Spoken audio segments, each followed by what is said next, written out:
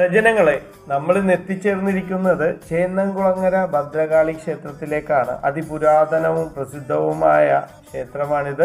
ഈ ക്ഷേത്രത്തിന് സമീപമാണ് പാലിയക്കര ടോൾ പ്ലാസ സ്ഥിതി ചെയ്യുന്നത്. തൃശ്ശൂർ ജില്ലയിലെ 18 കാവുകളിൽ ഏറ്റവും പ്രസിദ്ധമായ ക്ഷേത്രമാണ് കൊടുങ്ങല്ലൂർ ക്ഷേത്രം.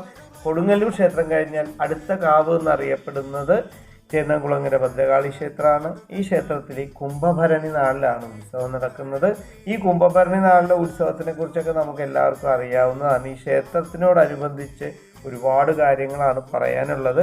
ഈ ക്ഷേത്രത്തിൽ നമ്മുടെ ഉദ്ദിഷ്ട കാര്യസിദ്ധിക്ക് വേണ്ടി അറുനാഴി പായസം എല്ലാ ചൊവ്വാഴ്ചയും വെള്ളിയാഴ്ചയും ഇവിടെ നമുക്ക് നടത്താവുന്നതാണ്. നമ്മുടെ കാര്യങ്ങളൊക്കെ ദേവി പൂർണ്ണമായിട്ട് നടത്തി തരുന്നതാണ്. ഈ ദേവി ക്ഷേത്രത്തിൻ്റെ വിശേഷങ്ങളുമായിട്ട് നീലവൈഡൂര്യത്തിൻ്റെ അടുത്ത എപ്പിസോഡിൽ കാണാൻ പറ്റും. നിങ്ങൾ കമൻറ്റ് ബോക്സിൽ അമ്മേ നാരായണ ദേവി നാരായണ ഒന്ന് കമൻറ്റ് ചെയ്യുക.